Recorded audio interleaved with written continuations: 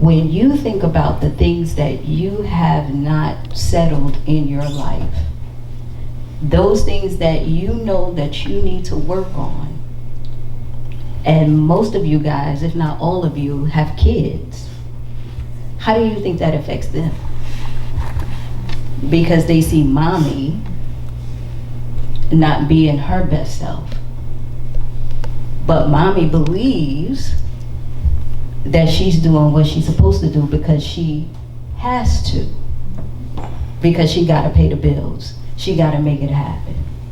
And if you're single, then it's 2 or 3 times harder, right? And then you say to yourself, well, I don't have any help.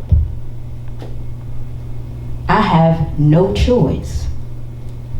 But how important is it for you to sit down and figure out what choices do you have?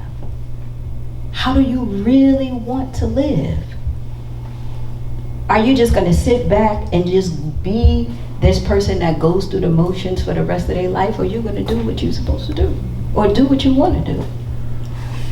Because as much as life happens to all of us, just like Khadijah, as much as she experienced life, there's always a silver lining that comes out of that, right?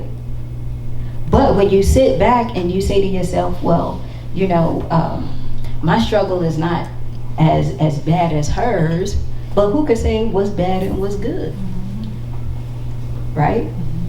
Oh, it's just not as rough as hers. I got a good job, I'm making decent money, I'm okay. But are you being your authentic self?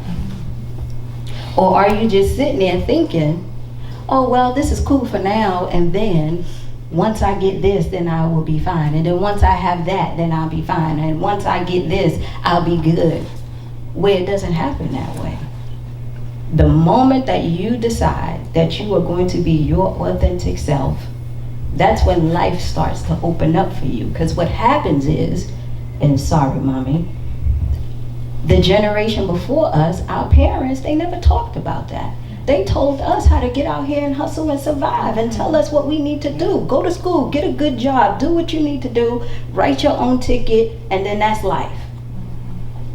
If you get married and have some kids, make sure you go ahead and do what you got to do to stay with the spouse that you have and work through the pain, even if he beating on you. Right?